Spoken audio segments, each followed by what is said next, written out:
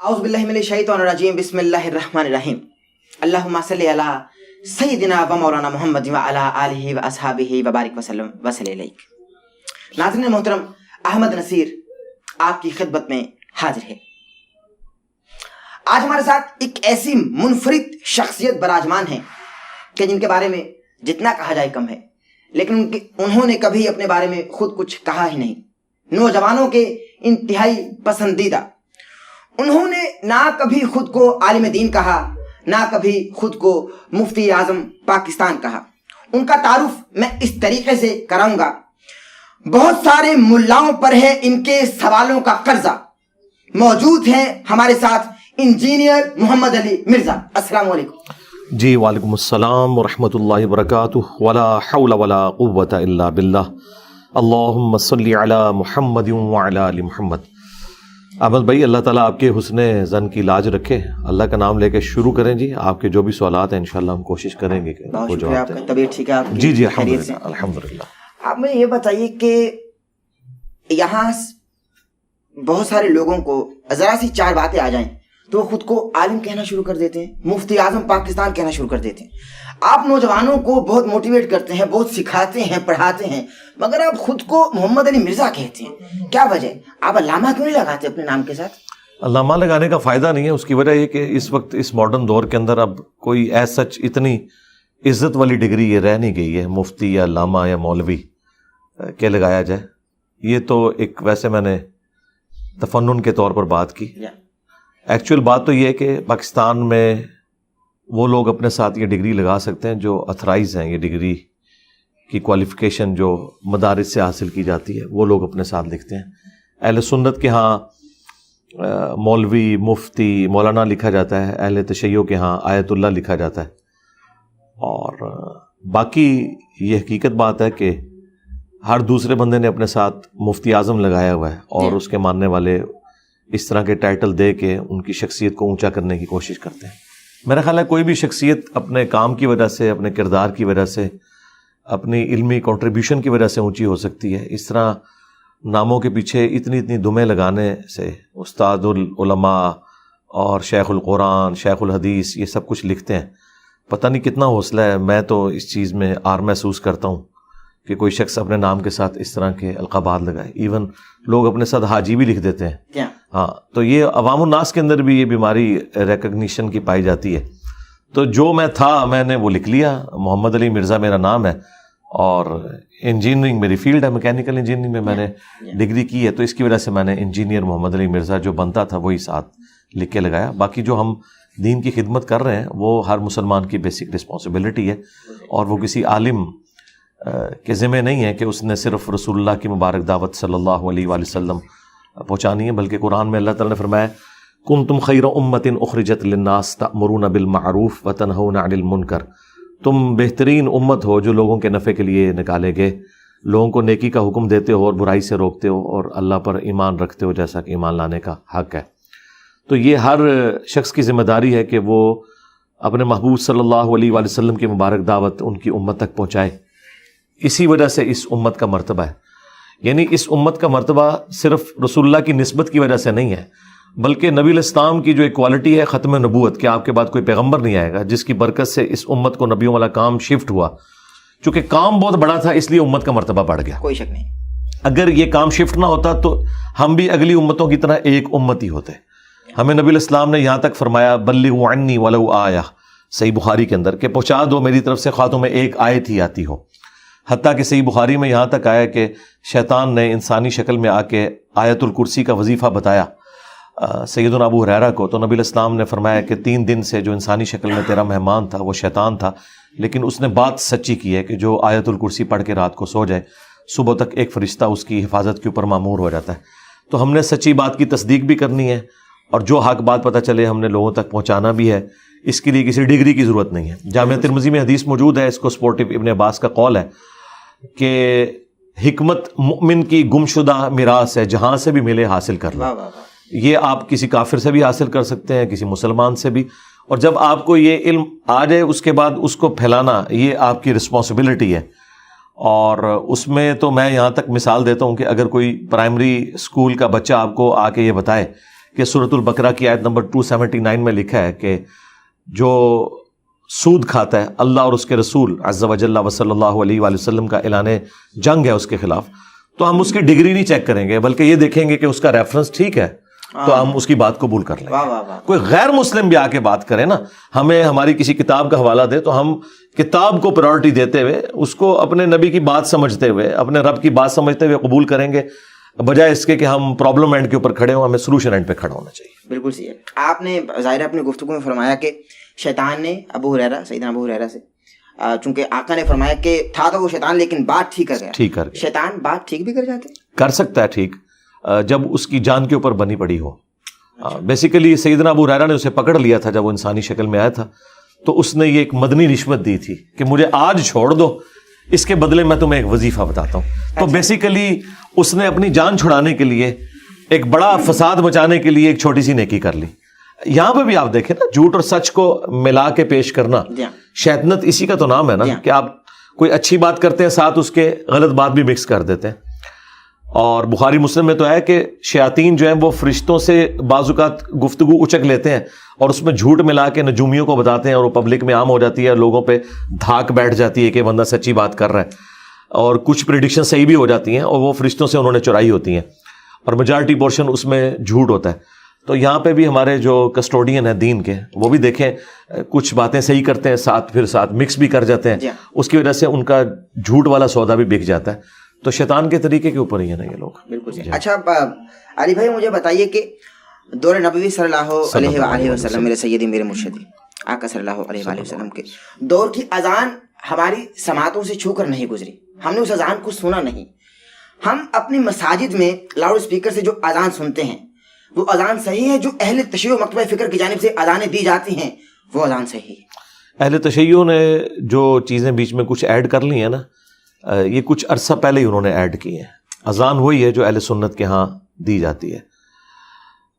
اس میں جو الفاظ ہیں نا، حی علی خیر العمل، اس طرح کی کچھ روایتیں اہل سنت کے ہاں بھی پائی جاتی ہیں، لیکن وہ اس طریقے سے مضبوط روایتیں نہیں ہیں۔ جو مضبوط روایت ہے ابو داؤد کے اندر اور سنن نسائی کے اندر، نبی الاسلام نے اذان خود تعلیم فرمائی ہے صحابہ کرام کو، اور اس میں مسلم شریف میں بھی کچھ حصہ اس کا موجود ہے۔ ایون یہ جو پبلک کے اندر ایک مسکنسیپشن ہے کہ یہ الصلاۃ خیر من النوم حضرت عمر نے داخل کیا، یہ ایک بے سند روایت تھی الموطا امام مالک میں، اس کی وجہ سے یہ ایک پبلک کے اندر عام ہوگی، ورنہ ابو داؤد میں، سنن نسائی میں اور ایون مشکات کے اندر موجود ہے۔ نبی الاسلام فجر کی اذان میں خود یہ تعلیم فرماتے تھے الصلاۃ خیر من النوم، اور باقی وہی الفاظ ہیں جو عام اہل سنت کے ہاں اذان دی جاتی ہے۔ البتہ اقامت جو ہے وہ اکیری ہوگی، جس طرح اہل حدیث دیتے ہیں، اور مکے اور مدینے میں اکیری اقامت کہی جاتی ہے، کیونکہ بخاری میں حدیث ہے کہ نبی الاسلام اذان کے کلمات دوہرے اور اقامت کے اکیرے تعلیم فرماتے تھے۔ البتہ ایک حدیث ہے صحیح مسلم کے اندر اور ابو داؤد کے اندر تو بڑی تفصیل کے ساتھ ہے، اذان ترجیح، یعنی جس میں آپ اشہد ان لا الہ الا اللہ 4 دفعہ کہتے ہیں اور اشہد ان محمد رسول اللہ 4 دفعہ کہتے ہیں۔ اس اذان کی جب اقامت ہوگی نا، تو چونکہ وہ 4 گنا ہو چکے ہیں تو اس کی اقامت ڈبل ہوگی، جس طرح حنفی دیتے ہیں۔ حنفیوں کی جو اقامت ہے نا، یہ اس صورت میں جب آپ اذان میں وہ کلمات 4 دفعہ کہیں۔ تو وہ جو ابو داؤد کے اندر حدیث ہے کہ نبی الاسلام نے اذان کے جو کلمات ہیں وہ 19 مرتبہ اور اقامت کے 17 مرتبہ تعلیم فرمائے، تو 19 اسی وقت پورے ہوتے ہیں جب وہ 4 دفعہ ہو۔ بالکل صحیح۔ تو اس کی اقامت تو اس طریقے سے ہوگی۔ وہ کبھی کبھار اہل حدیث کے ہاں بھی دی جاتی ہے ترجیح والی۔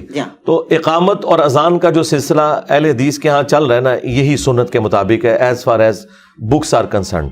ہاں اذان تو آلموسٹ سب کی ٹھیک ہے، اور باقی یہ جو آپ کی اسپیکر کے حوالے سے بات ہے نا، اس میں ایڈ کر دوں، یہ اسپیکر کے اندر اذان دینا یہ کوئی اسلام کا حصہ نہیں ہے، یہ زیادہ تر تو لوگوں کے لیے تکلیف کا باعث ہی بنا ہوا ہے۔ ہاں، یہ کون سی اسلام کی خدمت ہے کہ آپ کی فجر کی نماز کے اندر 5 نمازی آتے ہیں اور آپ لوگوں کو اذان کی آواز کے ذریعے اتنے بڑے بڑے اسپیکر لگا کے، جو لوگ مساجد کے قریب رہ رہے ہیں نا، یقین کریں وہ صرف مسلمان ہونے کی وجہ سے اذان کا احترام کر رہے ہیں، ادروائز جتنی مشکل ان کی زندگی ہے، اور اگر خدا نہ خواستہ وہاں کوئی مریض ہو، اس کے لیے بڑی تکلیف دہ چیز ہو جاتی ہے اس حوالے سے۔ تو یہ کوئی سنت نہیں ہے اس طریقے سے، یہ تو ایسے ہی ہے کہ نبی الاسلام کے مبارک زمانے میں کوئی شخص جا کے لوگوں کے گھر پہ کھڑا ہو کے ان کے کان پہ جا کے اذان دیتا، اس سے زیادہ آواز اس اسپیکر میں آتی ہے۔ تو یہ کیا سنت ہے؟ بس اجمالاً ایک آواز آنی چاہیے. اس زمانے میں اسپیکر نہیں تھا تو بس ٹھیک ہے اذان ہوتی تھی. آج کل تو اسپیکر کی ویسے ہی ضرورت نہیں ہے کیونکہ ہمارے پاس گھڑیاں ہیں. ہمیں اذان کی آواز نہ بھی سنائی دے تب بھی ہم گھڑی کو دیکھ کے مسجد میں جاتے ہیں. یعنی یورپ اور امریکہ میں تو بالکل کوئی آواز نہیں ہے تو لوگ کیا مسجد میں نماز جماعت سے نہیں پڑھتے؟ مجھے بھی سال ہر سال ہوئے ہیں, ہم نے گھڑی کا حساب رکھا ہوتا ہے کہ 1 بجے جمعہ ہے یا 1:30 بجے جمعہ ہے اور عصر کی نماز 4 بجے ہے, تو ہم گھڑی کے مطابق جاتے ہیں. اذان کی آواز آئے نہ اس سے کوئی غرض ہی نہیں ہوتا. تو میرا خیال ہے یہ اذانوں کا یہ والا سلسلہ کہ پورے ایک اسپیکر کے سٹینڈ کھڑے کیے ہوئے ہیں اور لوگوں کو تکلیف میں ڈالا ہوا ہے, اگر یہاں اس چیز کو ختم بھی کر دیا جائے تو کوئی ایسا معاملہ نہیں ہے. یہ میں اس لیے بات کر رہا ہوں, انڈیا میں پچھلے دنوں گورنمنٹ نے پابندی لگائی ہے, مسلمان وہاں پہ ہنگامہ کھڑا کر رہے ہیں. یار آپ اس بات کے اوپر ہنگامہ کھڑا کر رہے ہیں کہ جو اسلام کا اس حوالے سے تو کوئی رکن ہی نہیں ہے کہ آپ نے اسپیکر میں اذان دینی ہے. اذان اسپیکر کے بغیر ہی دینا سنت ہے, اسپیکر میں دے دیں گے جائز ہے. اور اسی طریقے سے مسجد کے اندر بھی اگر اسپیکر آپ نے لگانا ہے تو اس صورت میں لگائیں کہ اگر نمازی بہت زیادہ ہے. یہ نہیں ہے کہ آپ مسجد کے اندر 5 نمازی کھڑے ہیں اور آپ نے اسپیکر کے ذریعے پورے محلے میں شبینے کی آواز جا رہی ہے اور لوگوں کو جان بوجھ کے آپ تنگ کر رہے ہیں. کئی مریض بھی ہیں اس میں, اور اگر کوئی آ کے بات کر لے تو آپ ان کے اوپر یعنی توہین مذہب کا الزام لگا دیں.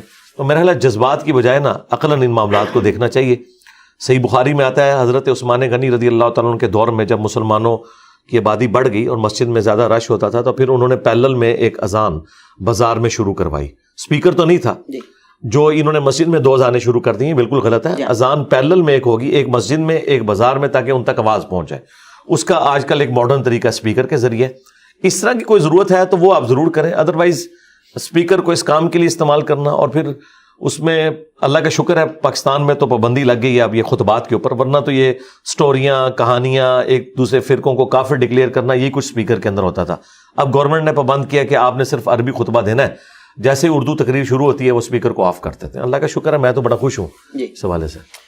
لوگ تو علی بھائی پہلے ہی آپ کو آڑے ہاتھوں لیتے ہیں اور الٹا آپ یہ بتا رہے ہیں کہ بھائی یہ اذانیں جو مسلمانوں کے کانوں میں اذان کی فقط ایک آواز آتی ہے, یہ اس اذان پر جائیں نہ جائیں مسجد میں ایک آواز تو جانے دے بھائی, اللہ کا نام تو جانے دے کان میں. اس میں سے کیا روک رہے ہیں بھائی؟ جی اس لیے کہ اس میں سے نکالنا کیا ہے, اس کا اگر آپ نے کوئی ایڈوانٹیج لے لیا تو وہ مجھے بتائیں. نام سن کے اللہ سکون کہاں سے ملتا ہے تو مریضوں کو پوچھیں نا کہ ان کو سکون ملتا ہے کہ نہیں ملتا. جب رمضان کی پوری رات آپ لوگ شبینے چلاتے ہیں, ربیع الاول کی 12 راتوں میں آپ نے ڈیک کے اوپر قوالیاں اور نعتیں لگائی ہوتی ہیں, تو یہ اس تکلیف کا میں نے کہا وہ اظہار نہیں نہ کرتے, صرف آپ سے ڈرتے ہیں نا, تو وہ تکلیف تو وہ کاٹ رہے ہیں. 4 بندے جوش کے اندر کہتے ہیں کہ ہمیں مزہ آ رہا ہے, اس طرح تو مزہ ڈیفائن نہیں نہ ہوتا. مزہ تو تب ہے کہ جب آ رہا ہو واقعی. یہ تکلیف ہے کہ رات کو ایک شخص نے 10-11 بجے سونا ہے اور آپ نے 1 بجے تک قوالی لگائی ہوئی ہے, اور شبینے کے اوپر آپ نے اسپیکر کے ذریعے پورے محلے کے اندر تلاوت سنوا رہے ہیں لوگوں کو, تو انہوں نے سونا نہیں ہے. آپ اس کام کا ان کو پابند کر رہے ہیں کہ جو زیادہ سے زیادہ ایک نفلی چیز ہے, اور وہ بھی آپ کے لیے کہ جو سن رہے ہیں. محلے والوں کا کیا قصور ہے کہ آپ ان کو سنا رہے ہیں؟ اور یہ میں جو بات کر رہا ہوں نا, یہ اللہ کا شکر ہے, یہ آپ تو کراچی سے ہیں, کراچی میں جو باپا جانی ہے الیاس قادری صاحب, باقاعدہ انہوں نے ویڈیو میں کہا ہے کہ یہ غلط ہے, ایسا نہیں ہونا چاہیے. انہوں نے خود مانا ہے. بہت کم بھی ہو گئے نا وہ تو لاؤڈ اسپیکر سے. ہاں جی پہلے بہت زیادہ تھے تو کم ہو گئے. اچھا اگلے سوال کی جانب بڑھ رہا ہوں. جی اللہ نے ہر چیز کا جوڑا پیدا کیا. سوال یہ ہے کہ جناب مریم کو بنا شوہر کے اللہ نے بیٹا کیسے دیا؟ ذرا سوال مکمل ہونے دیجیے کہ بنا شوہر کے جو جناب مریم کو اللہ نے بیٹا عطا فرمایا, اس سے رب کی فطرت کا قانون بھی ٹوٹ گیا ایک طریقے سے, کیونکہ رب نے خود فرما دیا قرآن میں کہ میں نے جوڑا پیدا کیا. قانون بھی ٹوٹ گیا اور ایک نیا مذہب بھی وجود میں آ گیا, تو نقصان ہو گیا نا. دیکھیں نقصان جو اس طرح کے ہوتے ہیں نا, ان غلط رویوں کی وجہ سے ہوتے ہیں. جب کوئی شخص 10 کو 0 لگا کے 100 بنا دے, اور ایک بندہ آ کے ایک اور 0 لگائے اس کو 1000 بنا دے, جتنی بات ہے اس کو رکھنا چاہیے. پہلے تو میں اس کا اینٹی وینم اور پھکی والا جواب دیتا ہوں جو قرآن میں اللہ تعالیٰ نے کرسچنز کو دیا ہے کہ عیسیٰ ابن مریم اللہ کے نزدیک آدم کی مثل ہے. اللہ تعالیٰ نے کن فیکون کر کے انہیں بنایا. یہ بہت بڑی بات تھی کہ سیدنا عیسیٰ ابن مریم کی ماں تو تھی نا, صرف ایک ایلیمنٹ والد والا مس ہوا نا, تو آدم علیہ السلام کی تو نہ ماں تھے اور نہ باپ تھے, تو وہ تو فٹ ان بیٹھتے ہیں پھر خدا کی ڈیفینیشن میں اگر خدائی کسی کو بنانا ہے. لیکن چونکہ وہ کریٹڈ ہے اس لیے مخلوق ہے. اور کرسچنز خود حیران کن بات ہے کہ آدم علیہ السلام کو اللہ کا بیٹا نہیں مانتے, جن کے ماں باپ بھی کوئی نہیں, جو سب کے سب اللہ تعالیٰ نے جن کو بنایا, اور عیسیٰ ابن مریم کو اللہ کا بیٹا بنا رہے ہیں جن کی ماں ہے اور انہوں نے پریگنینسی کی وہ تکلیف بھی کاٹی ہے. قرآن میں پوری رپورٹ ہوئی ہے. یہ تو عقلاً ایک الزامی اور پھکی والا جواب، اینٹی وینم والا جواب ہو گیا اس حوالے سے، اور لاجیکل آنسر بھی ہے. باقی اللہ تعالیٰ جان بوجھ کے اپنے قانون قدرت کو توڑتا ہے، یہ بتانے کے لیے کہ ان اللہ علی کل شیء قدیر. اللہ تعالیٰ ہر چیز پہ اتنی قدرت رکھتا ہے کہ اللہ تعالیٰ اپنے بنائے ہوئے محکم قوانین جو فزیکل فینومینا آف نیچر ہے ان کا بھی پابند نہیں ہے. مثلا اللہ تعالیٰ کا یہ قانون قدرت ہے کہ آگ جلاتی ہے. اگر یہ قانون نہ ہوتا تو آج آپ ڈیزل انجن، پیٹرول انجن نہ بنا سکتے، نہ آپ کوئی تندور لگا سکتے اگر یہ محکم قانون نہ ہوتا. یہ اتنا محکم ہے کہ آپ جتنی بار آگ لگائیں گے آگ لگے گی. لیکن ابراہیم علیہ السلام کے لیے اللہ تعالیٰ نے اسے ٹھنڈا کیا ایک ہی دفعہ، نہ ان سے پہلے نہ ان کے بعد کسی کے لیے ٹھنڈی ہوئی. تو یہ ایک معجزہ ہے جس میں اللہ تعالیٰ نے فزیکل فینومینا آف نیچر کو توڑ کے اسٹیبلش کیا کہ میں اس کا پابند نہیں ہوں. سمندر میں راستہ بنانا یہ موسیٰ علیہ السلام کے لیے ہوا ہے. اس کے بعد اور اس سے پہلے لوگ کشتیوں میں ہی سفر کرتے ہیں. عیسیٰ ابن مریم کے کیس میں بھی اللہ تعالیٰ نے قرآن میں سورہ مریم میں فرمایا کہ ہم عیسیٰ اور ان کی ماں کو جہان والوں کے لیے نشانی بنانے والے ہیں. یہ ایک نشانی تھی جہان والوں کے لیے کہ اللہ تعالیٰ کا معجزہ ظاہر ہوا. اچھا، پھر عیسیٰ ابن مریم خود کیا کہہ رہے ہیں؟ میں اللہ کا بندہ ہوں، مجھے اللہ نے کتاب دی ہے اور مجھے اپنی ماں کے ساتھ حسن سلوک کرنے والا بنایا ہے. سلام ہو اس دن پر جس دن میں پیدا ہوا، جس دن میں مروں گا اور جس دن میں دوبارہ اٹھایا جاؤں گا. سورہ مریم یہ ان کے کلمات نقل ہوئے ہیں. تو عیسیٰ ابن مریم کے بارے میں ان لوگوں نے جو ڈیوینٹی کلیم کی ہے آج بھی اسٹیبلش انجیل کے اندر ایک ان ایمبیگوس اسٹیٹمنٹ کوئی ایسی نہیں ہے جس سے یہ ثابت ہوتا ہو کہ عیسیٰ ابن مریم اللہ ہیں یا اللہ کے بیٹے ہیں. یہ بعد کے لوگوں نے چیزیں بیچ میں داخل کر کے اور یہ غلط معاملات آگے چلائے. اللہ تعالیٰ نے یہ سب کچھ جو کیا ہے نا وہ آزمائش کے لیے بھی ہوتا ہے. اس سے بڑی بات شیطان نہ ہوتا تو ہم سب جنتی ہو جاتے ہیں. ظاہر ہے وہی ہمیں ورگلاتا ہے نا، اندر تو پھونکے وہی مارتا ہے. تو اب آپ کہیں گے کہ جی یہ سارے کے سارے جو لوگ جہنم میں جا رہے ہیں یہ شیطان کی وجہ سے جا رہے ہیں اور الٹیمیٹلی ریزن اللہ ہے جس نے شیطان کو پیدا کیا. تو بھائی یہ دنیا ہے ہی آزمائش کے لیے. ٹھیک ہے، الذی خلق الموت والحیات لیبلوکم ایکم احسن عملا. اللہ تعالیٰ نے زندگی اور موت اور یہ سارے معاملات اس لیے تاکہ تمہارا امتحان لیا جائے کہ کون اچھے اعمال کرتا ہے. فَأَلْهَمَهَا فُجُورَهَا وَتَقْوَاهَا، اسی نے برائی کی استطاعت بھی ڈالی انسان کے اندر، نیکی کی بھی اب اس نے خود چوز کرنا ہے. اِنَّا هَدَيْنَاهُ السَّبِيلَ إِمَّا شَاكِرًا وَإِمَّا كَفُورًا، ہم نے ہدایت کا راستہ واضح کر دیا ہے، چاہے تو شکر گزاری کی روش اختیار کرو، چاہو تو ناشکری کی روش اختیار کرو. تو یہ ہمارا امتحان تھا. اس طریقے سے دیکھیں مسلم شریف میں حدیث ہے قبروں پہ جاؤ تاکہ آخرت کی یاد آئے، دنیا سے بے رغبتی دلاتی ہیں. میں نے تمہیں پہلے منع کیا تھا لیکن اب تمہیں حکم دیتا ہوں. اب جو لوگ قبروں سے جا کے مانگ رہے ہیں اس کے اگینسٹ اگر ہم یہ آرگومنٹ کریں کہ نہ اللہ کے نبی علیہ السلام قبر پہ جانے کی اجازت دیتے اور نہ لوگ قبروں سے مانگتے، ایسا نہیں تھا. وہ قبر سے نہ بھی مانگتے، انہوں نے گھر میں خود بت بنا کے مانگنا شروع کر دینا تھا. جو برائی کسی نے کرنی وہ تو کرنی ہے. اور اس کو اردو میں ایک محاورتاً بات کی جاتی ہے کہ ناک پر اگر مکھی بیٹھ جائے تو ناک نہیں کاٹنا ہوتا، مکھی اڑانی ہوتی ہے. تو یہ مکھیاں بیٹھی ہوئی ہیں بدعقیدگی کی شکل میں اور اس وجہ سے بیٹھ گئیں. ناک کا کوئی قصور نہیں تھا، یہ گندگی کی وجہ سے ہوا. اس گندگی کو صاف کرنا یہی تو ہمارا امتحان ہے. اب ایک سوال ہے، چونکہ آپ نے قبر کا ذکر کیا، آقا علیہ الصلوۃ والسلام کے روزہ اطہر پر جب ظاہر ہے کہ انسان تشریف لے جاتا ہے تو جب اس کی نظر پڑتی ہے جنت البقیع میں جو ان کی بیٹی سیدہ فاطمہ الزہرا ابیہا علیہ افضل الصلوۃ والسلام، ان کی قبر پر فقط ایک کالا پتھر پڑا ہے. تو باپ کا روزہ اطہر اتنا سجا ہوا، مہکتا ہوا، چہکتا ہوا اور اتنی لائٹوں سے مزین، مگر بیٹی کی قبر اندھیرے میں تپتی دھوپ میں. اس حوالے سے کیا کہیں گے؟ تکلیف ہوتی ہے ایک مسلمان کو جو عشق رکھتا ہے اہل بیت سے؟ میرا خیال ہے سیدہ فاطمہ سلام اللہ علیہا کو یا اس طرح کی بڑی پرسنالٹیز کو کسی روزے کی، کسی لائٹنگ کی ضرورت نہیں ہے. اس کی وجہ یہ ہے کہ یہ تو اللہ کی جنتوں میں ہے، یہ تو ایک سمبل ہے دنیا کے اندر جو آپ کو سامنے نظر آ رہا ہے.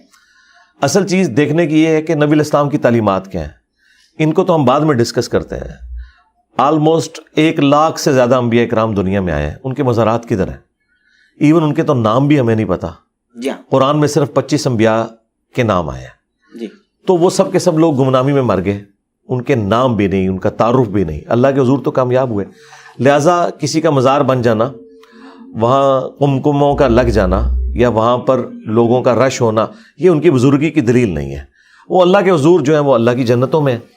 باقی یہ جو روزہ شریف کے اوپر آپ کو گنبد خضرا نظر آ رہا ہے جی، تو یہ تو خود رسول اللہ کی نافرمانی کے اوپر بنایا گیا جی. ہم تو اسے بالکل نبی علیہ السلام کی تعلیمات کے خلاف سمجھتے ہیں، اور یہ بہت بعد میں یہ کام ہوا ہے. اچھا، ہاں جی، یہ 678 ہجری میں آلموسٹ نبی علیہ السلام کی وفات کے 650 سال بعد ایک بادشاہ تھا قلاوون، اس نے یہ لکڑی کا گنبد بنا کے اس پہ رکھا، اور جس نے اسے مشورہ دیا تھا کچھ دنوں کے بعد وہ معزول ہو گیا، اور لوگوں نے اس وقت یہی کہا کہ اسے سزا ملی ہے یہ جو اس نے غلط کام کروایا. 650 سال تک کسی مسلمان کو، جو کہ ان سے زیادہ اسٹرانگ مسلمان تھے، بنو امیہ، بنو عباس، پوری دنیا ان کے سامنے گھٹنے ٹیکے ہوئی تھی. آج کا اربوں ڈالر ان کو جزیہ صرف ملتا تھا سال کا. کسی نے سونے کا گنبد بھی بنا کے نہیں رکھا، کچھ نہیں کیا. اس کے پیچھے ریزن تھی کہ مسلم شریف میں حدیث ہے، نبی علیہ السلام نے فرمایا میں تمہیں منع کرتا ہوں قبروں کو پکا کرنے سے، ان پر عمارت بنانے سے، اور اس پہ بیٹھنے سے. ڈائریکٹ بیٹھنا بھی منع ہے، مجاور بن کے بیٹھنا بھی منع ہے. بالکل صحیح ہے. اہل تشیع کے ہاں بھی یہی روایتیں پائی جاتی ہیں کہ قبروں پہ مزار نہیں ہونے چاہیے، اور مزار بنائے جائیں تو گرائے جائیں. جی ہاں، ہمارے استاد مولانا اسحاق صاحب نے باقاعدہ ایک پوری ویڈیو ریکارڈ کرائی تھی جس میں انہوں نے شیعہ کی فقہ کی کتابوں سے یہ ساری چیزیں دکھائی تھی کہ ان کے ہاں بھی یہ مزارات نہیں ہیں. یہ تو حکمرانوں نے ایک سمجھ لیں ایک اڈے بنانے کے لیے کمائی کے، اور ان بڑی ہستیوں کے ساتھ اپنی ایفیلیشن کو شو کر کے اور عوام کو اپنے ساتھ لگانے کے لیے یہ سب کچھ کیا. ادروائز یہ کچھ کرنا ہوتا تو مجھے بتائیں، سیدنا عمر کے دور میں رومن اور پرشین امپائر گر گئی تھی، اور مسلمان اتنے آسودہ حال ہو چکے ہوئے تھے، تو حضرت عمر نے سونے کا گنبد کیوں نہیں بنا کے رکھ دیا؟ ٹیکنالوجی تو قبل از مسیح ہے. یہ آیا صوفیہ جو ہے، اس کا جو گنبد ہے گنبد خضرا سے کئی گنا بڑا گنبد ہے، اور یہ نبی اسلام کی پیدائش سے بھی، یہ نبی صلی اللہ علیہ وآلہ وسلم کی پیدائش سے بھی آلموسٹ 30-40 سال پہلے کنسٹرکٹ ہوا ہے، پیدائش سے. اچھا جی آیا صوفیہ جو ہے یہ نبی علیہ السلام کی پیدائش سے پہلے کا ہے. تو اتنا بڑا گنبد جو کنسٹرکٹ ہوا ہے، اور کلیسا موجود تھے اس زمانے میں، تو صحابہ کرام کے لیے کوئی مسئلہ تھا نبی علیہ السلام کی قبر کے اوپر یہ بنانا؟ اور تابعین کے دور میں جبکہ صحابہ بھی زندہ تھے، نبی علیہ السلام کی وفات کے آلموسٹ آپ سمجھ لیں 60 سال کے بعد یہ ڈوم آف دا راک جو گولڈن ڈوم ہے، جو قبۃ الصخرہ، اس چٹان کے اوپر بنایا گیا جہاں سے نبی علیہ السلام معراج پہ تشریف لے گئے تھے، بیت المقدس. تو یہ اتنا بڑا گنبد ہے، یہ گنبد خضرا سے بھی بڑا ہے، اور اتنا خوبصورت گنبد ہے. یہ نبی علیہ السلام کی وفات کے 60 سال بعد بنو امیہ کا جو حاکم تھا عبد الملک بن مروان، اس نے تعمیر کیا ہے. اس کے لیے کوئی مسئلہ تھا کہ جب ادھر اتنا بڑا بنایا تو نبی علیہ السلام کی قبر اطہر پہ بنا تھا؟ اسے پتا تھا کہ نبی علیہ السلام نے اس چیز سے منع کیا ہوا ہے، اور کسی نے اس کو ایکسیپٹ نہیں کرنا تھا. تو مجھے بتائیے جو کام نبی علیہ السلام کی وفات کے 650 سال بعد ہو رہا ہے وہ دین کیسے ہو گیا؟ گنبد خضرا کا تعلق نبی علیہ السلام کے ساتھ نہیں ہے، اس کا تعلق حکمرانوں کے ساتھ ہے. لہٰذا اگر آج ہم یہ ڈیمانڈ کرتے ہیں کہ سعودی حکومت کو یہ گنبد خضرا اتار لینا چاہیے، اور اس کو اپنی اسی واپس حالت میں لے کے جانا چاہیے جو خلفائے راشدین کے دور میں تھا، کہ حجرہ عائشہ بنا ہوا تھا، اس کے اندر قبر اطہر تھی، اوپر سے کوئی ننگی نہیں ہو جائے گی، وہ چھت تھی پراپر. آپ کا یہ تقاضا ہے؟ جی ہمارا تو تقاضا ہے، ہم تو سعودی حکومت سے تقاضا کرتے ہیں. نہیں، بے ادبی کیسے ہوگی؟ بے ادبی تو انہوں نے کی ہے کہ جنہوں نے نبی علیہ السلام کے بارے میں قرآن میں آیت ہے لا ترفعوا اصواتکم فوق صوت النبی، نبی کی آواز سے بھی آپ نے اپنی آواز کو بلند نہیں کرنا، آپ کے اعمال غارت ہو جائیں گے. جن لوگوں نے یہ حرکت کی کہ اس کنسٹرکشن کے دوران انہوں نے اوپر گنبد رکھا اور یہ شور مچایا، ظاہر ہے کہ اس طریقے سے تو اوپر گنبد نہیں رکھا گیا، وہاں پہ کوئی کرینے تو نہیں تھی. یہ سارے کا سارا جو ٹھوکا ٹھاکی انہوں نے کی ہے نبی علیہ السلام کی قبر اطہر کے پاس، کیونکہ نبی علیہ السلام اپنی وفات کے بعد بھی اس طرح ہی قابل احترام ہے جس طرح زندگی میں تھے، تو بے ادبی تو انہوں نے کی ہے. اور اسی وجہ سے سعودی علماء نے کہا تھا یہ گنبد خضرا کی طرح کے بڑے بڑے گنبد بقیہ غرقت میں بھی، سیدہ فاطمہ سلام اللہ علیہا کی قبر اطہر کے اوپر بھی، اور اس طریقے سے ام عائشہ سلام اللہ علیہا، امام مالک رحمہ اللہ، حضرت عثمان غنی رضی اللہ تعالیٰ عنہ، اور سیدہ فاطمہ کے ساتھ ہی قبریں حضرت عباس کی جو نبی علیہ السلام کے چچا ہیں، اور اس کے بعد امام حسن علیہ السلام، امام زین العابدین، اور امام باقر اور امام جعفر، ان کی قبریں بقیہ غرقت میں موجود ہیں. اور اس کے اوپر ایک بہت بڑا گنبد تھا، اس کی ریئل ٹائم پکچرز بھی اویلیبل ہیں، آپ گوگل میں جائیں تو لکھیں تو یہ ساری پھر گرائیں سعودی حکومت نے نا گنبد خضرا. انہوں نے جنت البقیع جی 8 شوال کو جی اسی کا یہ رونا روتے ہیں، جی اسی کا رونا روتے ہیں 1926 میں. تو ہم ان سے بھی کہتے ہیں کہ آپ رونا اس چیز کا کیوں رو رہے ہیں کہ جو کام ہی بعد میں ہوا تھا؟ نبی علیہ السلام نے یہ کام کیوں نہیں کروایا؟ مولا علی علیہ السلام نے سیدہ فاطمہ کا قبہ کیوں نہیں بنوا دیا؟ وہ تو خلیفہ راشد بھی تھے نا، کیوں نہیں قبہ بنوایا؟ یہ قبے نہیں تھے اسلام کے اندر. اسلام میں آپ گاڈ اورینٹڈ ہیں. جب ہستی ایک دنیا سے چلے گی تو زیادہ زیادہ آپ ان کی قبر پہ جائیں گے, اور ان جو اہل البیت کی قبریں ہیں, انبیاء کی قبریں ہیں, یہ دعاؤں کی قبولیت کا ذریعہ ہے. اللہ سے جا کے وہاں دعا مانگیں, وہاں پہ سلام آپ عرض کریں. بس یہ تھا. یہ سارے کے سارے معاملات جو بعد میں ہوئے ہیں ان کو آپ دین بنا کے کیوں پیش کر رہے ہیں؟ بالکل صحیح, وہ دین تو نہیں ہے نا. بالکل صحیح. اور مولا علی تو خود یہ مزارات توڑواتے رہے. جو بنی ہوئی قبریں بھی تھیں اونچی, صحیح مسلم میں نبی الاسلام نے حضرت علی کی ڈیوٹی لگائی تھی, اور حضرت علی نے اپنے دور خلافت میں ابو حیاج اسدی کی ڈیوٹی لگائی تھی کہ تم یہ ساری قبریں جو اونچی بنی ہیں ان کو زمین کے برابر کرو. زیادہ زیادہ 1 بالش رکھ سکتے ہیں. نبی الاسلام کی قبر اطہر بھی 1 بالش تھا, 9 انچ. تو بعد میں لوگوں نے یہ سب کچھ کیا, اور صحابہ کرام کے زمانے میں تو اس طرح کے معاملات نہیں تھے. تو جو کام بعد میں ہوا ہے وہ کس طرح دلیل بن سکتا ہے؟ اب اگر کوئی کہتا ہے یہ دلیل بن سکتا ہے تو ہم اہل تشیع سے ہی معذرت سے ہی عرض کریں گے کہ پھر بعد میں تو 400 سال تک یہ بھی رہا ہے کہ 1517 سے لے کے 1917 تک 400 سال تک خانہ کعبے میں 4 مصلی تھے, حنفی, شافعی, مالکی, حنبلی. ٹھیک ہے. اہل تشیع کا کوئی مصلی نہیں تھا, سنیوں کے 4 مصلی تھے, اور سارے اپنی اپنی جماعت لادا کرواتے تھے. ویسے چاروں کو حق پہ بھی مانتے تھے اور ایک دوسرے کے پیچھے نماز بھی پڑھتے. ڈرامہ بازی کی ہوئی تھی انہوں نے. تو یہ ڈرامہ بازی سعودی حکومت نے ختم کروائی ہے. اس پہ تو شیعہ خوش ہے کہ اچھا ہوا ہے کہ مصلی اٹھائے ہیں, کہ وہ کہتے ہیں جب ہمارا نہیں مصلی ان کے کیوں ہے. ویسے تو ہمارے نزدیک کسی کا بھی نہیں ہونا چاہیے, ایک ہی مصلی ہونا چاہیے. وَاتَّخِذُوا مِن مَقَامِ إِبْرَاهِيمَ مُصَلَّى, ابراہیم کے کھڑے ہونے کی جگہ کو نماز کے لیے جگہ بناؤ. نبی الاسلام نے وہیں پہ امامت کی تھی. تو پھر ہم یہ کہیں گے 4 مصلی سعودی حکومت نے ہٹائے تھے. پہلے تو تھے بھائی جس سلطنت عثمانیہ جس نے شیعان علی کو ناحق قتل کیا, اسی سلطنت عثمانیہ نے 4 مصلی ڈالے ہوئے تھے خانہ کعبے کے اندر. تو اسی سلطنت عثمانیہ نے یہ مزار بنوائے ہوئے تھے. یہ نبی الاسلام صحابہ تابعین نے تو نہیں بنائے ہوئے. تو سلطنت عثمانیہ کے کیے ہوئے کام کب سے سنت ہو گئے کہ آپ ان کے اوپر غم منائیں؟ بالکل صحیح. تو قبریں اسی طرح ہی ہونی چاہیے جس طرح ہے.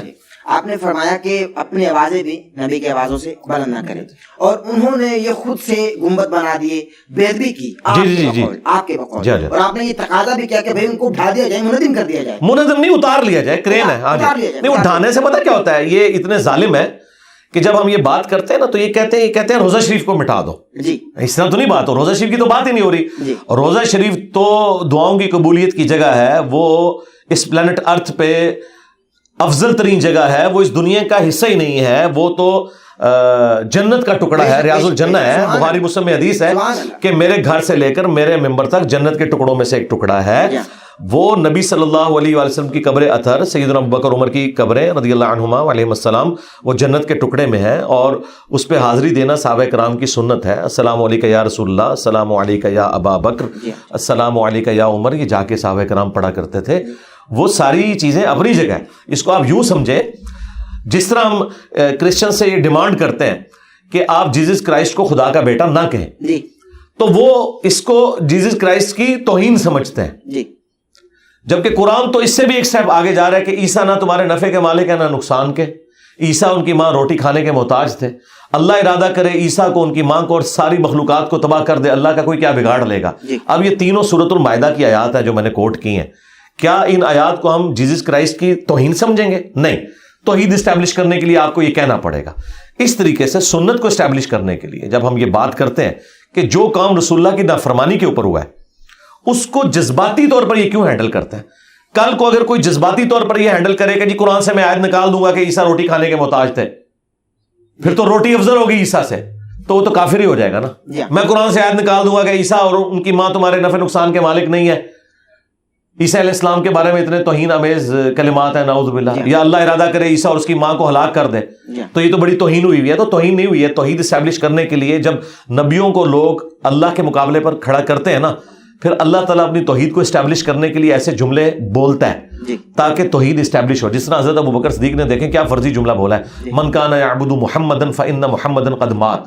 نہ کوئی آیت نہ کوئی حدیث, یہ ان کا اپنا ذاتی جملہ. جو آیت بھی کوٹ کی انہوں نے, اس میں بھی یہ نہیں تھا, اس میں تو تھا وما محمد الا رسول قد خلت من قبلہ الرسل افإن مات او قتل یا انک میت وانہم میتون.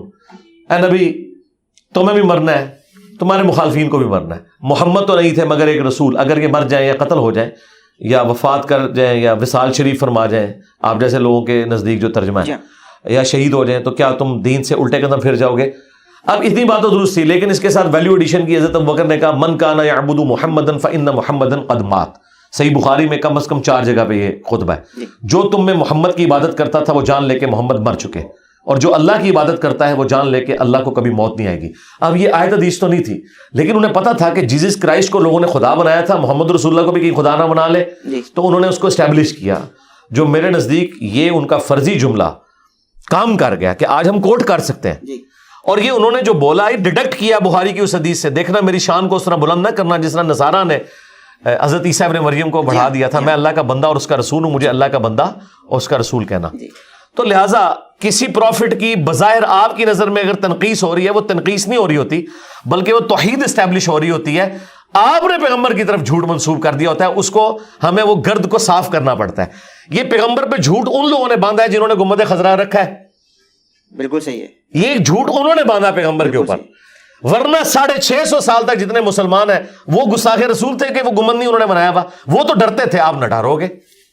لیکن ابھی آپ کا تقاضا ہے نا کہ اس کو اٹھا لیا جائے. ہاں جی اٹھانا چاہیے. اٹھا لیا. تو ایک طرف اللہ تبارک و تعالیٰ فرماتا ہے کہ میرے آقا کی، میرے محمد مصطفیٰ صلی اللہ علیہ وسلم کی آوازوں سے اپنی آواز بلند نہ کرو.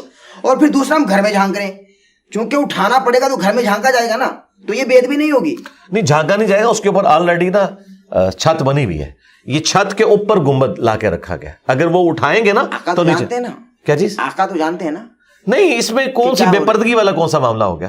اللہ کے بندے اب یہ نبی الاسلام کی سنت کو اسٹیبلش. مجھے بتائیں کل کو کوئی پاکستانی جا کے ڈھول مارنا شروع کر دے گنبد خضرا پہ جالی شریف کے سامنے تو ہم اسے نہیں روکیں گے.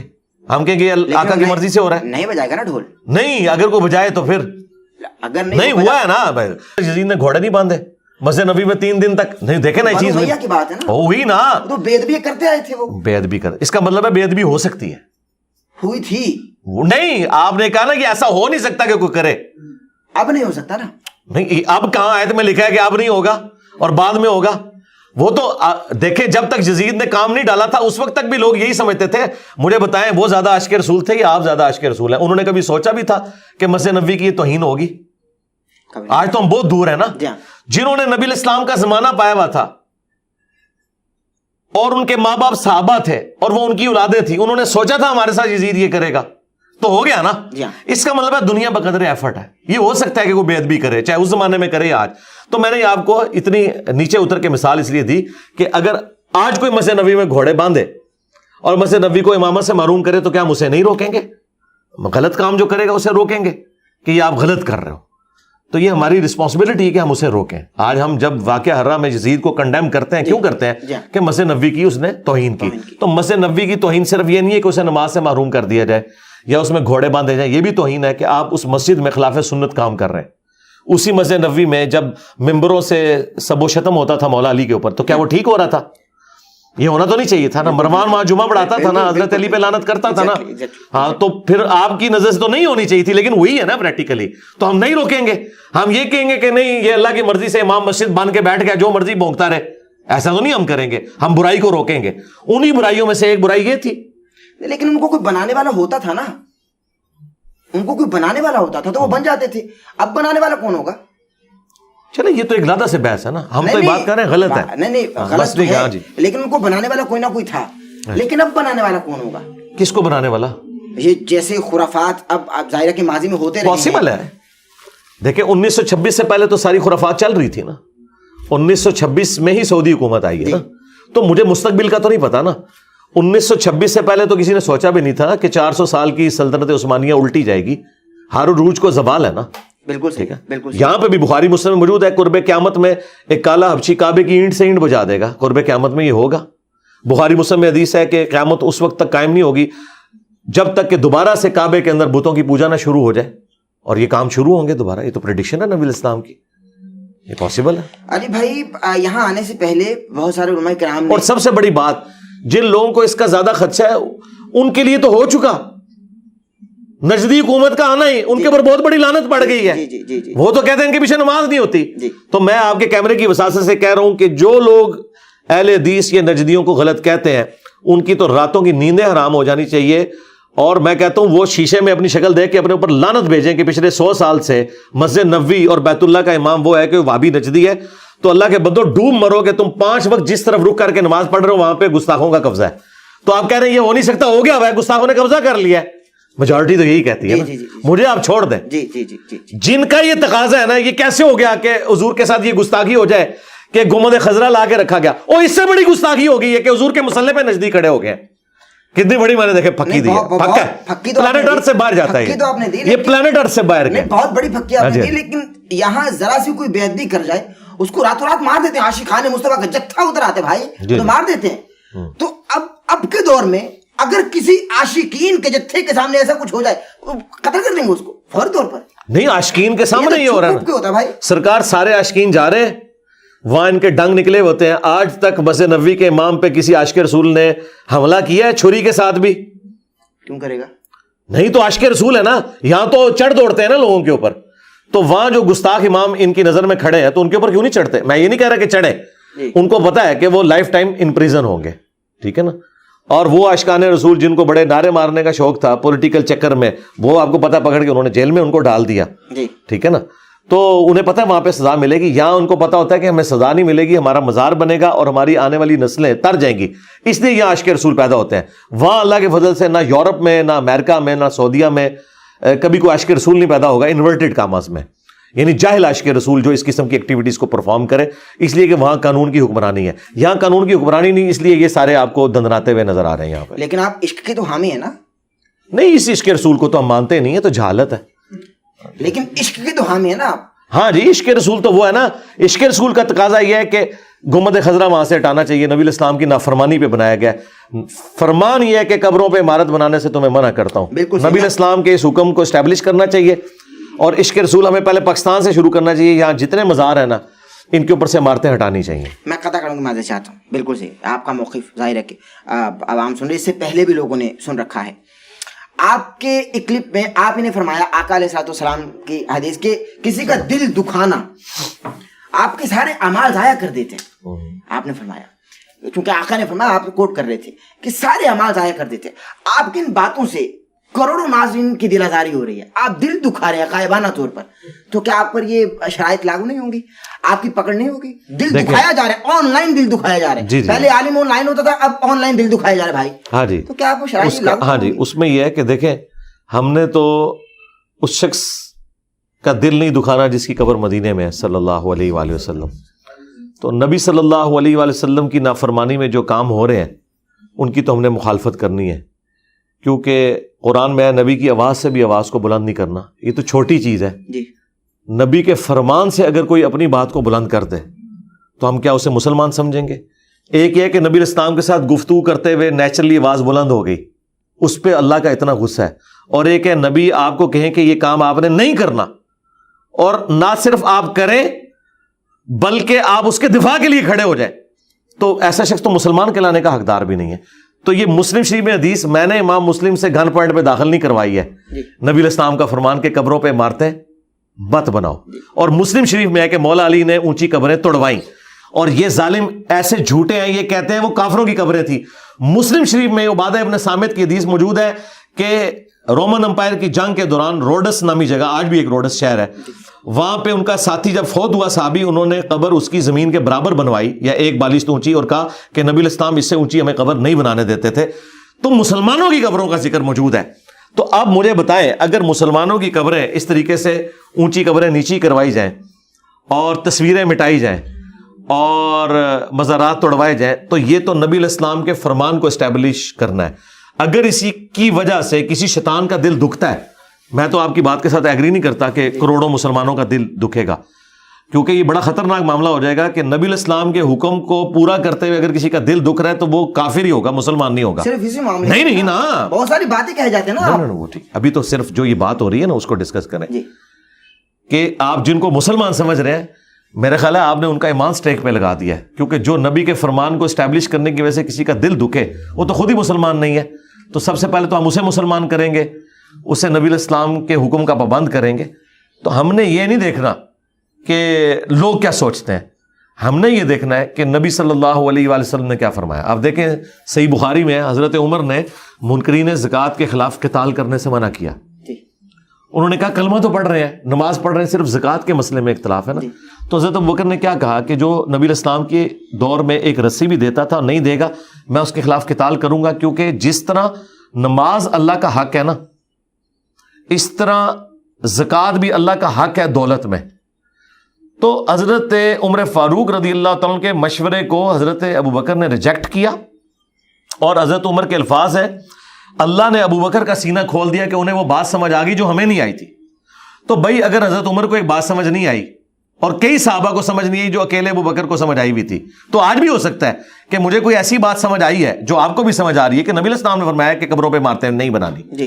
تو حضرت ابوبکر نے صحابہ سے مخالفت کرتے ہوئے دین کو اسٹیبلش کیا, منکرین زکوٰۃ کے خلاف پروٹیسٹ نہیں کیا, تلوار اٹھائی ہے.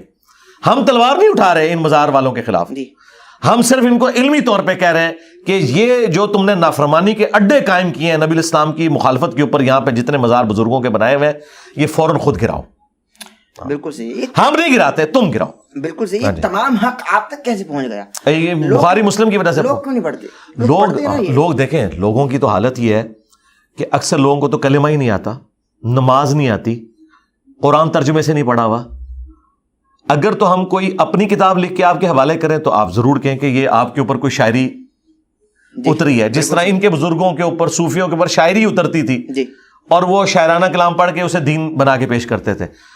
یہ بخاری مسلم قرآن کے ترجمے انہوں نے چھاپے ہوئے ہیں, اپنے اپنے فرقوں کے ترجمے خود پڑھ کے دیکھ لیں کہ کیا یہ لکھا ہوا ہے کہ نہیں. جو کچھ میں بیان کر رہا ہوں, اگر کوئی بریلوی ہے تو مسلم شریف بریلویوں کی کھول کے پڑھ لے کہ اس میں کیا لکھا ہوا ہے یا نہیں لکھا ہوا, یہ آپ بات کریں. تو میں نے وہ جو شروع میں مثال دی تھی کہ اگر ایک پرائمری اسکول کا بچہ کہتا ہے کہ 279 نمبر آیت میں لکھا ہے سود کھانے والے کے خلاف اللہ رسول کا جنگ ہے, تو آپ مجھے یہ کہیں گے یہ پاکستان میں اتنے بینک کیوں کھل گئے ہیں؟ بھائی میرا کیا لینا دینا ان بینکوں کے ساتھ جو سودی کام کر رہے ہیں. میں تو ان پرنسپل سود کو حرام ہی بتاؤں گا نا. بالکل صحیح. جس طرح ان بینکوں کی وجہ سے سود حلال نہیں ہوتا, تو مزاروں کی وجہ سے مسلم شریف کی حدیث ختم نہیں ہو جاتی. بہرحال کتنا پیارا جواب آپ کو مل گیا, یہ بھی پلانٹ ارتھ سے باہر گیا. اچھا, بالکل صحیح ہے, بالکل صحیح ہے. اچھا علی بھائی, جب میں حاضر ہوا ہوں نا یہاں, جب میں حاضر ہوا ہوں تو ہمیں بتایا گیا انتظامیہ کی جانب سے کہ یہ جو کرسیاں لگی ہوئی ہیں نا, جی یہاں بابوں کو بٹھانے, ان کا ادب کرو, کیونکہ بڑے بابے ہیں نا, بزرگ ہیں, ان کا عزت کرو, احترام کرو, بابوں کا ادب کرو. تو یہاں جب بیٹھا تو یہاں عجیب جملہ سننے کو ملا, بابے دشائی کوئی نہیں. ایک طرف بابوں کا ادب کرایا جا رہا ہے, دوسری طرف کہا جا رہا ہے بابے دشائی کوئی نہیں. وہ بابے ان بابوں سے بہتر ہوں گے, یہ میں بتا رہا ہوں آپ کو, آپ کی نظر میں. ہاں نہیں بتا رہا ہوں میں آپ کو. اس حوالے سے کیا کہیں گے؟ اس کرسی پہ کوئی ایک بابا بھی نہیں ہے جس نے چشتی رسول اللہ کلمہ پڑھوایا ہو. ٹھیک ہے, اگر اس طرح کا بابا میرے ہتھے چڑھ جائے تو پھر دیکھیں اس کے ساتھ ہم کیا کرتے ہیں. ٹھیک ہے, اسے توبہ کروائیں گے, ماریں گے نہیں. تو اللہ کا شکر ہے یہاں پہ جتنے آتے ہیں محمد رسول اللہ پڑھتے ہیں اور اسی چیز کو آگے لے کے چلتے ہیں. تو آپ مجھے بتائیں کہ محمد رسول اللہ پڑھنے والا بابا قابل احترام ہے, یا چشتی رسول اللہ پڑھنے والا نہیں باقاعدہ مریدوں سے پڑھوانے والا قابل احترام ہے, یا اشرف تھانوی رسول اللہ پڑھوانے والا, اسے انڈورس کرنے والا قابل احترام ہے؟ تو میرا خیال ہے کسی مسلمان سے بھی پوچھ لیں تو اسے کلیئر ہے. تو بابوں کا احترام اس وقت تک ہے جب تک وہ رسول اللہ کے ساتھ غداری نہ کریں. یہ دیکھیں, یہ بابے وہ ہیں جنہوں نے وفاداری کی ہے, تو ہم نے ان کی کتابیں اپنے ٹیبل کے اوپر رکھی ہیں. ہم انہیں رحمہ اللہ کہتے ہیں, رضی اللہ عنہ کہتے ہیں. میں امام بخاری, امام مسلم کے ناموں کے ساتھ علیہ السلام بھی استعمال کرتا ہوں رسپیکٹ کے طور پر. تو ان بابوں سے ہمیں اختلاف نہیں ہے. جس طرح آپ کو پتہ ہے کرائسٹ اور اینٹی کرائسٹ ہے. جی, کرائسٹ مسیحا, اور دجال کو بھی کہتے ہیں مسیح دجال. آپ کو پتہ ہے بھی دجال کو مسیح کیوں کہتے ہیں؟ اس لیے کہ وہ بھی مسیح ہونے کا دعویٰ کرے گا لیکن وہ جھوٹا مسیح ہے.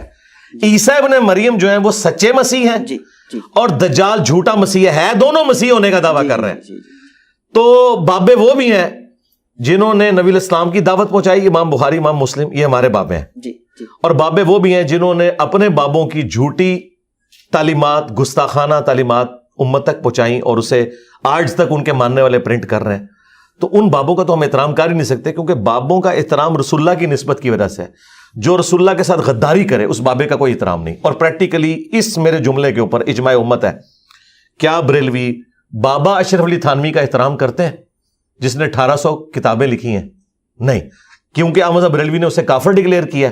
اور بریلوی علماء کا یہ فتویٰ ہے کہ اشرف تھانوی کو جو مسلمان سمجھے وہ خود بھی کافر ہے. تو کروڑوں بزرگوں کے بزرگ اشلی تھانوی دیوبندیوں کے بزرگوں کے تو امام ہے نا وہ جی ان کو احمد صاحب بریلوی اور ان کے کروڑوں فالوور کافر سمجھ رہے ہیں, اور ادھر یہ لوگ انہیں کافر سمجھ رہے ہیں. شیطانی لشکر المہند میں لکھا ہے. جی تو خود یہ ایک دوسرے کے کسی بابے کا احترام نہیں کرتے, اور جب ان سے آپ ریزن پوچھتے ہیں وہ کہتے ہیں گستاخ رسول ہیں, وہ مشرک ہیں, وہ فلاں ہیں, اس لیے احترام نہیں کرتے. تو ہم آپ کے ساتھ ہیں, ہم تصدیق کرتے ہیں کہ جو بابے گستاخ رسول ہیں, مشرک ہیں, ان بابوں کا احترام نہیں ہوگا. یہ میری ڈاکٹرن نہیں ہے, یہ آلریڈی انہوں نے ہمیں سکھائی ہوئی ہے. بالکل صحیح ہے. اچھا یہ بھی تو بابوں میں آئیں گے نا, علی حجویری اور سلطان العارفین اور بابا بلے شاہ, اور ان کے ساتھ ساتھ بہت سارے ایسے بزرگان جنہوں نے بہت کام کیا ہے, اور لوگ ان کو بہت عشق کرتے ہیں, ان سے محبت کرتے ہیں عشق رسول کی نسبت سے. اس وجہ سے آپ ان کو بھی بیچ میں لیتے ہیں, ان کو پھکی دے رہے ہیں, عشق رسول انہوں نے بھی چشتی یا رسول اللہ کہا ہے. جی جی دیکھیں یہ سارے وہی کچھ ہی ہیں نا. بات یہ ہے کہ اگر آپ سمجھتے ہیں کہ یہ وہ نہیں ہے تو آپ ان کا کوئی انڈیپینڈنٹ تعارف مجھے بتائیں نا. مجھے بتائیں کہ ان لوگوں نے قرآن کا یہ ترجمہ کیا فارسی زبان کے اندر, انہوں نے بخاری مسلم کا ترجمہ کیا نیٹو لینگویج کے اندر. خدمات کی جب بات ہوتی ہے تو خدمات کا مطلب یہ ہے کہ ایک شاعرانہ کلام لکھ دینا خدمت ہے, تو وہ تو کوئی بھی لکھ سکتا ہے. یا نچ کے مرشد منا لینا, آپ نے کہا نا بلے شاہ, ان کے بارے میں کہتے ہیں کہ وہ ڈانس کر کے انہوں نے مرشد کو منایا تھا. جی تو اس طرح کا ڈانس کر کے مرشد بنانا اگر قرآن و سنت میں لکھا ہوا ہے تو ہم کہیں گے دین کی خدمت انہوں نے کی ہے. اور اسی طریقے سے جو باقی بزرگ ہیں ان کی کوئی کنٹریبیوشن بتائیں نا. زیادہ سے زیادہ ان کے پاس ایک بات ہوگی کہ انہوں نے کلمہ پڑھا کے ہمارے بزرگوں کو مسلمان کیا. ہم کہتے ہیں اگر یہ ان کی فضیلت ہے تو وہ تو ہم ماضی میں جا کے کوئی ویڈیو پروڈیوس نہیں کر سکتے کہ آپ اپنے کلیم میں سچے ہیں یا نہیں ہیں. لیکن آج کے دور میں ڈاکٹر ذاکر نائک نے ہزاروں, چلے احتیاطاً کہہ لیتے ہیں سینکڑوں ہندوؤں کو کلمہ کیمرے میں پڑھایا. جی تو بریلوی دیوبندی انہیں سلطان الہند کیوں نہیں مانتے ڈاکٹر ذاکر نائک کو, جنہوں نے اس ماڈرن دور میں لوگوں کو مسلمان کیا ہے؟ وہ کیا کہیں گے کہ ڈاکٹر ذاکر نائک کے عقیدے درست نہیں ہیں.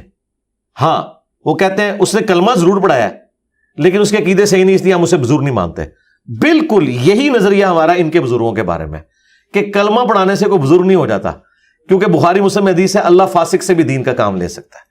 اگر آپ نے کسی بزرگ کی بزرگی ثابت کرنی ہے نا تو آپ نے اس کی کوئی کنٹریبیوشن دکھانی ہے. کلمہ پڑھانا تو کوئی کنٹریبیوشن نہیں ہے. لیکن معین الدین چشتی 90 لاکھ لوگوں کو مسلمان کر رہے ہیں. ہاں تو وہ ڈاکٹر حسین بادشاہ حسین جی حسین علیہ السلام کی تعریف تو یار کافروں نے بھی کی ہے. حسین علیہ السلام کی تعریف کرنے سے کوئی خود بڑا نہیں ہو جاتا. آپ نے ذاکر نائک کا بھی والا دیا نا, وہ یزید کو رضی اللہ کہتے ہیں, معین الدین چشتی نے تو نہیں کہا. نہیں فرق تو دیکھنا, نہیں فرق تو فرق پہ اگر آپ کہیں گے تو معین الدین چشتی صاحب نے تو بہت بڑا کام کیا ہے جو ان کی طرف منسوب ہے. ہم ایک ٹن حسن ظن رکھتے ہیں کہ انہوں نے نہیں کیا ہوگا, لیکن چونکہ ان کے ماننے والے اسے صحیح سمجھتے ہیں تو ہم نے تو ان کی بات ہی ماننی ہے نا. تو انہوں نے تو اپنے نام کا کلمہ پڑھایا ہے. ڈاکٹر ذاکر نائک نے تو نبی کے نام کا کلمہ پڑھایا ہے, اپنے نام کا نہیں پڑھایا. یہ بہت بڑا ڈفرنس ہے. جب کلمہ ہی نہیں ہے تو بات ہی ختم ہوگی.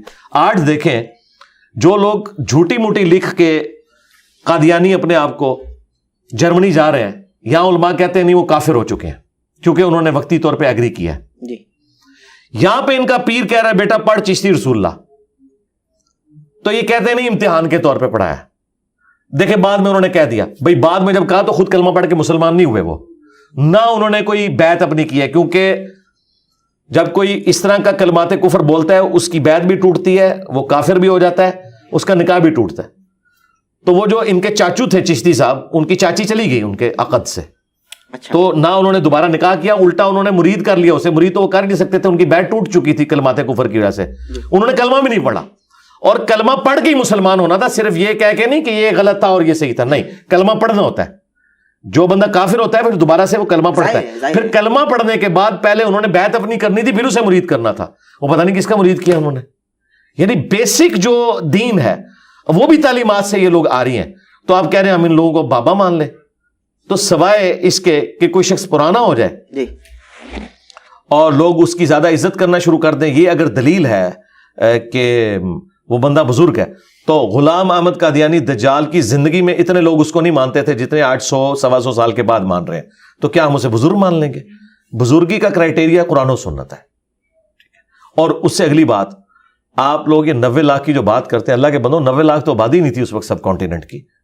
8 سے 800 سال پہلے اگر 90 لاکھ لوگ مسلمان تھے نا, آج اگر ان کی اولادیں کیلکولیٹ کریں نا تو ہندوؤں سے زیادہ ہماری آبادی سب کانٹیننٹ میں ہونی چاہیے تھی.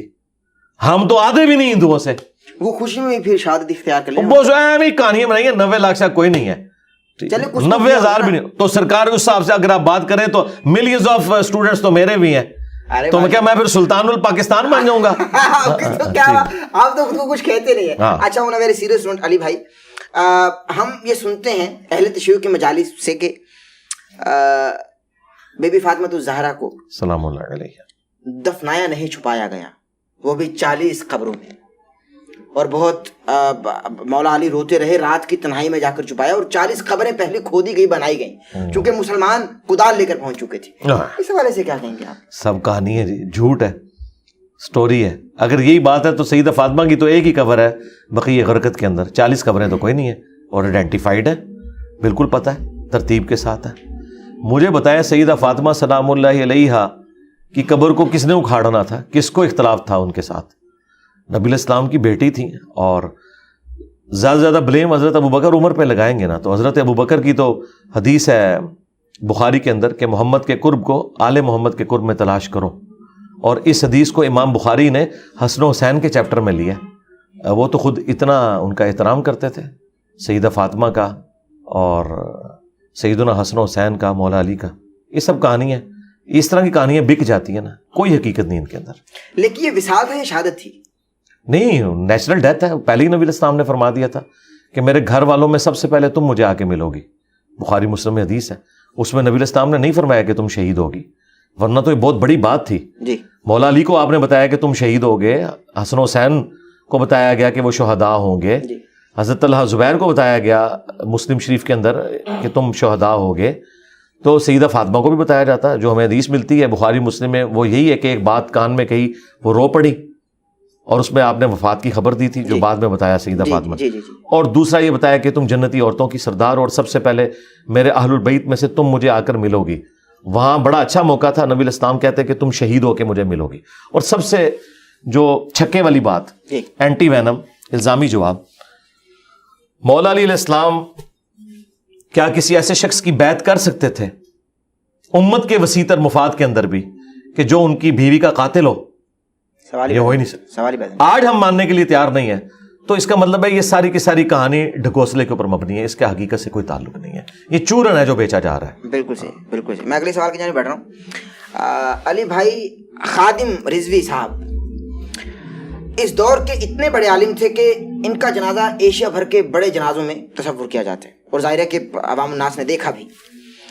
تو جنازے میں افراد کا زیادہ ہونا میت کی بخشش کا ذریعہ بن جاتے ہیں. حضرت ابو ذر غفاری کے جنازے کے اندر تو ایک صف بھی پوری نہیں تھی, جو آپ جسے صف کہتے ہیں, 3 یا 4 لوگ تھے, گمنامی میں مر گئے وہ, تو ان کو تو اس سے کوئی فرق نہیں پڑتا. اب یہ کہنا کہ بڑے جنازے کسی کی بزرگی کی علامت ہے, تو پھر فرقوں سے ہٹ کے بات ہونی چاہیے نا. جی, تو مولانا مودودی رحمہ اللہ کا جنازہ جو ہے اس کی ویڈیوز بھی موجود ہیں. جی, قذافی اسٹیڈیم پورا بھرا ہوا تھا اور باہر بھی لوگ موجود تھے.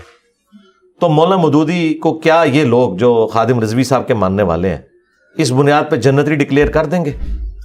جنید جمشید صاحب کا اتنا بڑا جنازہ ہوا, حاجی عبد الوہاب صاحب جو رائے ونڈ میں 70 سال سے زیادہ بیٹھے رہے اور انہوں نے دعوت و تبلیغ کا کام کیا, کیا بریلوی ان کا جنازہ دیکھ کے, اتنا بڑا لاکھوں میں ان کا جنازہ ہوا ہے, مان لیں گے کہ وہ بزرگ ہیں؟ یہ کہیں گے کہ نہیں جنازوں سے کیا فرق پڑتا ہے. بھائی جب دوسرے فرقے والے کا جنازہ ہو تو اس سے کوئی فرق نہیں پڑتا, تو تمہارے جنازے سے کیا فرق پڑے گا؟ اور دوسری طرف مسلم شریف میں حدیث ہے, اگر کسی مسلمان کے جنازے میں 40 بھی لوگ ایسے شریک ہو جائیں, ایک روایت میں 100 ہے, ایک میں 40, جو شرک نہ کرتے ہوں, تو اللہ تعالیٰ ان 40 لوگوں کی شفاعت اس شخص کے حق میں قبول کر لے گا, اس کی مغفرت ہو جائے گی. تو 40 بندے بھی بہت ہیں جو شرک نہ کرتے ہوں. 40 لاکھ شرک کرنے والوں کے اگینسٹ ایک 40 بندے ایسے جو شرک نہ کرتے ہوں, وہ بھی شفاعت ہو جائے گی. تو میرا خیال ہے کہ اس طرح کی باتوں کو دلیل نہیں بنانا چاہیے جن کو آپ ڈیفینڈ نہ کر سکے. محمد علی جناح کتنا بڑا ان کا جنازہ ہوا تھا, تو دیکھ لیں وہ بھی کنٹروورشل پرسنالٹی بنی ہوئی ہے نا مسلمانوں میں. تو یہ ایک جذباتی جملہ تھا احمد بن حنبل کا, انہوں نے کہیں بول دیا تھا اس وقت کے حاکم وقت کو کہ ہمارے جنازے فیصلہ کریں گے, ٹھیک ہے نا. ہاں, تو یہ نہ قرآن ہے نہ حدیث ہے. احمد بن حنبل پتہ نہیں کوئی وکھرے جہاں میں تھے تو ایک جملہ انہوں نے بول دیا, ہم تو میرے بھائی حضرت امیر معاویہ رضی اللہ تعالیٰ عنہ کی بھی کوئی بات قرآن و سنت کے مطابق نہ ہو تو قبول نہیں کرتے. تو عام امر تو شاہی کوئی نہیں کہ وہ کوئی بات کریں اور ایک کوئی شرلی چھوڑ دیں اور ہم لے کے اس کے پیچھے. یہ علم کی دنیا ہے, یہاں علمی بات ہونی چاہیے, یہ کوئی دلیل نہیں ہے. وہ تو بھائی حکمران جن کے ساتھ ہوتے ہیں ان کے جنازے بڑے ہو جاتے ہیں, اور جن لوگوں کے چاہنے والے ان کے ساتھ ہوتے ہیں ان کے جنازے بڑے ہو جاتے ہیں. اس سے کیا فرق پڑتا ہے؟ لیکن کنٹریبیوشن تو رہا ہے نا ان کا, خادم رضوی صاحب کا. کیا کنٹریبیوشن ان کا؟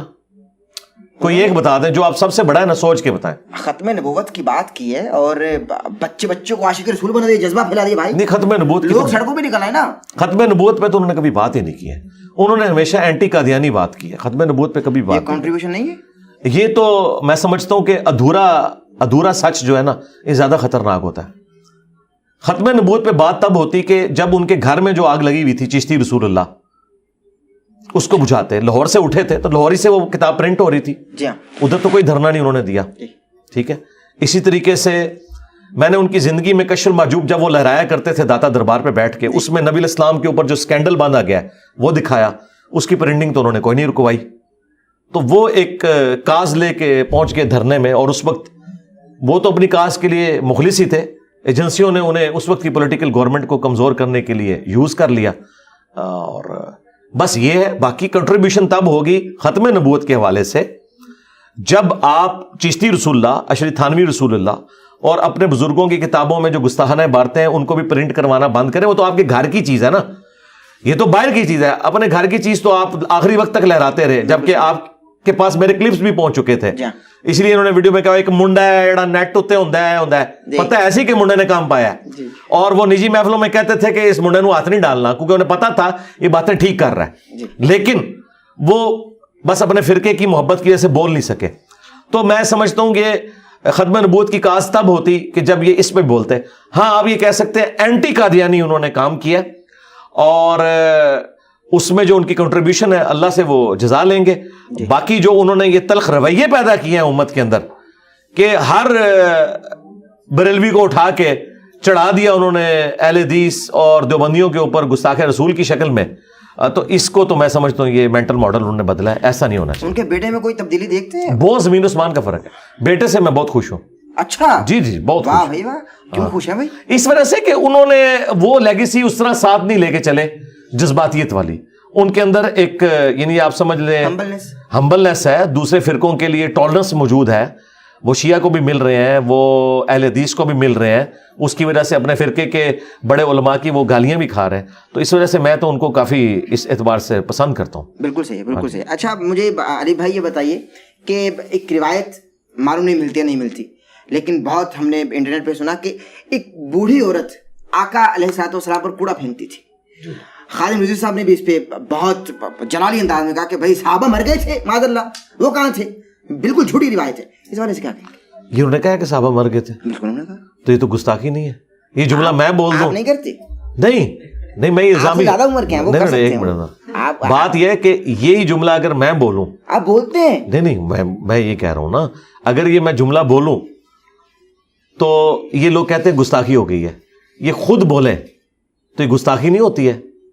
صحابہ مر گئے تھے, اس جملے کو کاٹیں گے, یہ میرا جملہ ہو تو کاٹ کے کلپ بنائیں گے, دیکھو یہ کہہ رہا ہے صحابہ مر گئے تھے, اس کو تمیز نہیں بات کرنے کی.